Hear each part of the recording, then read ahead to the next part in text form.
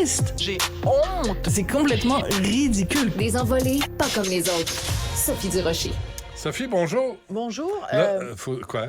Oui, non, c'est parce que j'allais te parler d'un sujet, mais là, je viens de voir les images. Sandro Grande qui pleure. Ah oui, Il pleure, il s'excuse. Pauvre petit minou. Il regrette. Ben, ça ne tentait pas de regretter avant d'envoyer son tweet. Je pense qu'il a vu les factures arriver. Puis il a dit Hydro-Québec, je peux pas payer ça là.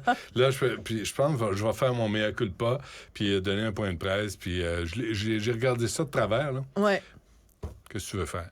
Ben là, et s'il était en même temps, je te pose la question. Ouais. S'il était sincère, et s'il avait compris qu'il habitait au Québec, que ses parents, on a accueilli ses parents. Oui, dans les années 50, des immigrants. C'est ça, ce qu'il disait, puis peut-être qu'il s'est rendu compte que j'ai chié sur la société qui m'avait ouvert les bras, qui avait ouvert les bras à mes parents. Puis peut-être que j'étais un imbécile. Ça se peut, on fait tous des erreurs. Ben oui.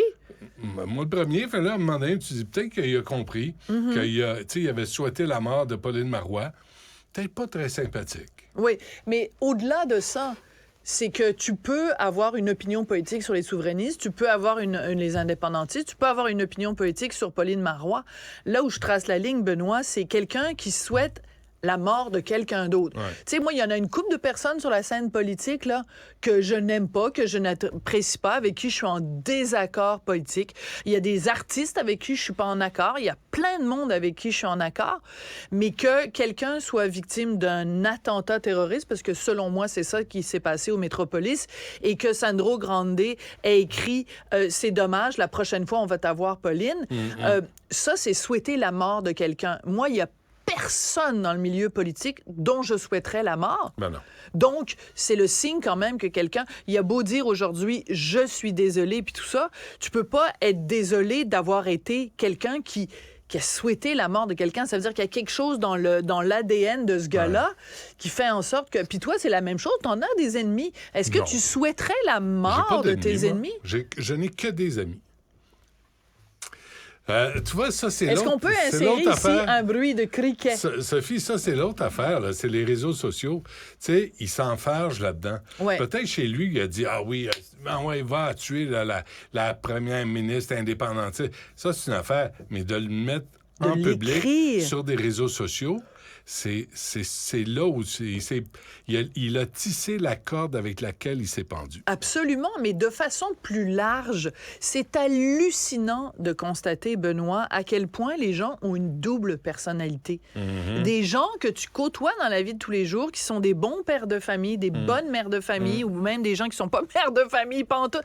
Mais je veux dire, des gens sensés, équilibrés, derrière un clavier deviennent Mr. and Mrs. Hyde. Ouais.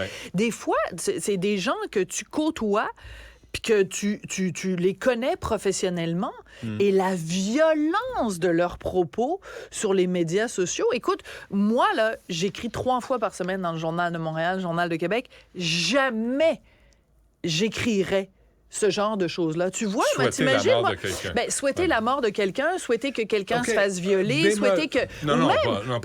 Ou même souhaiter que quelqu'un perde sa job. Je vais te donner un exemple, OK? Quelqu'un que je ne nommerai pas, OK, que j'ai croisé avant Noël. On parlait de Christian Rioux dans Le Devoir. C'est quelqu'un de controversé, Christian Rioux dans Le Devoir. Ah oui? Ouais. Oui, parce qu'il écrit des chroniques qui détonnent par rapport au reste du Devoir. Tu mets une chronique de Christian Rioux à côté d'une chronique de Émilie Nicolas, tu te dis, c'est les deux... C'est aux antipodes l'un de l'autre. Bon, alors, je croise quelqu'un qui est une woke. Ça m'arrive des fois d'en croiser sur mon chemin, qui me dit « Je comprends pas pourquoi Francine Pelletier a perdu sa job au Devoir et que Christian Rioux écrit encore dans Le Devoir. » J'ai dit « T'es en train de me dire que t'aimerais ça qu'il perde sa job? » Ben, je dis « Je le connais, moi, personnellement, Christian. Il perd sa job au Devoir, il peut plus payer son loyer, il se retrouve à la rue. » J'ai dit « T'es en train de dire que, mon ami Christian, tu souhaites qui se retrouve à la rue, qui puisse plus prendre soin de sa femme, qui puisse plus prendre soin de ses enfants. Tu souhaites sa mort professionnelle, donc, à toutes fins utiles, sa disparition. Donc, alors, c'est des gens qui sont supposément des grands intellectuels, des gens qui publient des livres, des gens qui disent, ben moi, je souhaite non pas la mort physique, comme dans le cas de Pauline Marois, mais je souhaite la mort professionnelle de quelqu'un. Mais moi, j'ai un bémol, là. OK. Parce qu'il y en a un à qui je souhaite la mort professionnelle. J'aimerais qu'il disparaisse, qu'il perde sa job. Justin Trudeau. Non. Non. C'est là. Non, Poutine.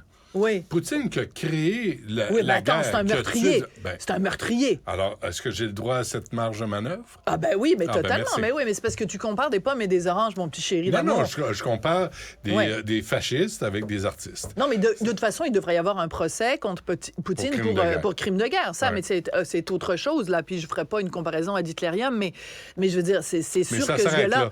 Ça s'arrête là. Tu sais, t'as Hitler, t'as tous les ça. dictateurs ou ceux Mais- qui ont créé la mais- mort des gens. Quelqu'un qui dit à ses soldats ou qui ferme les yeux sur le fait que ses soldats rentrent en territoire ukrainien, violent des femmes. On a eu des témoignages de viols d'enfants, de torture. Ce gars-là ferme les yeux là-dessus. Qui nous dit s'il a même pas encouragé ce genre de comportement-là? C'est autre chose. Donc, Il pousse le bouchon de notre sens de notre l'humanité, patience ouais. assez loin. Donc, tout ça. On n'était pas censé pantoute parler de ça, Non. mais en voyant les images de Sandro Grande, Ça t'a inspiré? c'est toujours particulier de voir un homme pleurer, Benoît.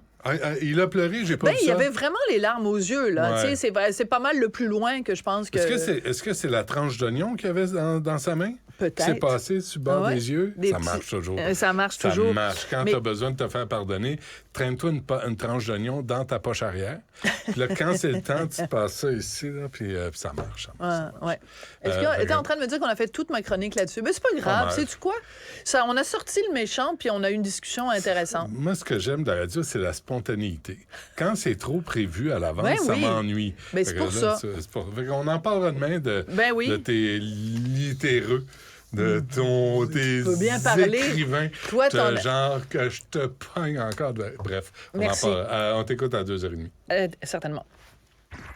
Du Trisac. L'écouter sur le web, vous